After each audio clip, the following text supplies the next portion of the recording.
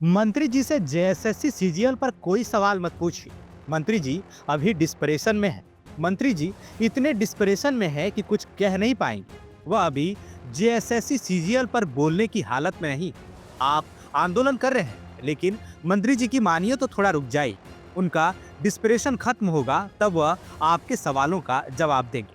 हाँ, रिजल्ट देखकर अगर आप भी डिस्परेशन में है तो मंत्री जी की तरह चुप्पी साध सकते हैं। वैसे भी मंत्री लोग को जनता की चुप्पी ही भाती। स्टूडेंट्स न ही बोले तो ज्यादा अच्छा। यह सरकारी प्रोपेगेंडा, प्रचार प्रसार और पोस्टरबाजी के लिए भी आसान रहता है। सीधा और साफ, एक तरफा संवाद। अब ये भी जान लीजिए कि जेएसएससी सीजीएल पर सवाल पूछते ही कौन से मंत्री डिस्प्रेशन में चले गए हैं। थोड़ा गैस कीजिए, क्या लगता है कौन हो सकता है? सोचिए सोचिए। मुझे लगता है कि आपने गैस कर लिया है, लेकिन हम भी बताते हैं। नाम है डॉक्टर इरफान अंसारी। हेमंत कैबिनेट में स्वास्थ्य, परिवार कल्याण, चिकित्सा, शिक्षा और आपदा प्रबंधन मंत्री। आप तो जानते हैं कि 4 दिसंबर को सीजीएल का रिजल्ट आया। तभी से अभ्यर्थियों में गुस्सा है। वे सरकार से जवाब चाहते हैं कि आखिर हड़बड़ी में रिजल्ट क्यों निकाला गया, क्यों सीरियल नंबर से अभ्यर्थियों का चयन हुआ है, चयनित अभ्यर्थियों की सूची में झारखंड से बाहर के लोगों के नाम क्यों हैं। अब लोग तो सीधा मुख्यमंत्री या मंत्री से पूछेंगे नहीं, तो बीड़ा हम जैसे पत्रकारों ने उठाया। 5 दिसंबर को हेमंत कैबिनेट के नए मंत्रियों ने शपथ ली। एक दिन रास्ते से इरफान अंसारी का काफिला गुजरा तो पत्रकारों ने धर लिया।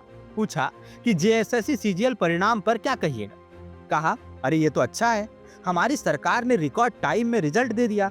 फिर पत्रकारों ने पूछा, लेकिन अभ्यर्थी तो कह रहे हैं कि बड़ी धांधली हुई, कोर्ट में मामला लंबित था, फिर भी आपकी सरकार ने हड़बड़ी में रिजल्ट निकाल दिया।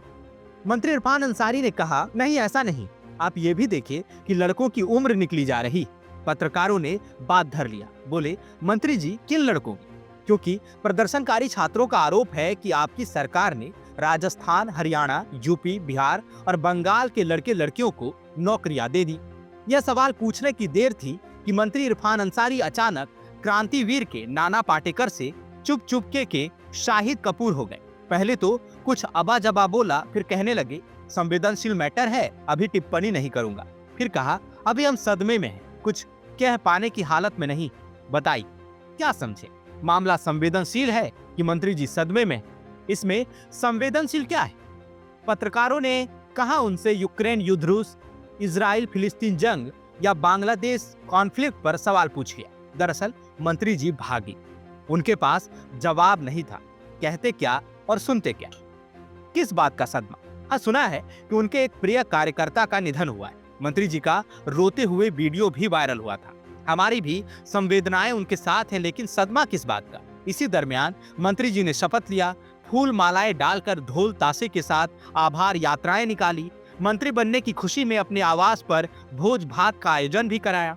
क्या सब सदमे में? क्या हम उन पर व्यक्तिगत टिप्पणी नहीं करना चाहते। और सदमे वाले बयान के बाद तो लगता है कि इरफान अंसारी सच में सीधे आदमी, दिल के साफ हैं, ज्यादा 6-5 नहीं जानते। अभी वे पूर्ण रूपेण नेता नहीं बन पाए, वरना सदमे वाली बात की जगह कहते, देखता हूँ, बात करता हूँ, आरोप बेबुनियाद है, या फिर सीएम के सामने बात रखूंगा, वगैरह वगैरह। दरअसल मंत्री इरफान अंसारी ने जो कहा वही सरकार का चरित्र है, चाहे वो किसी भी दल की हो।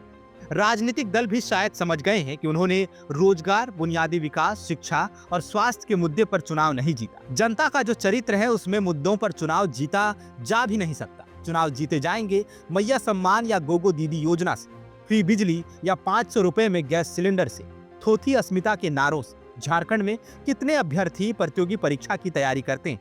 10 लाख या ज्यादा से ज्यादा 15 लाख।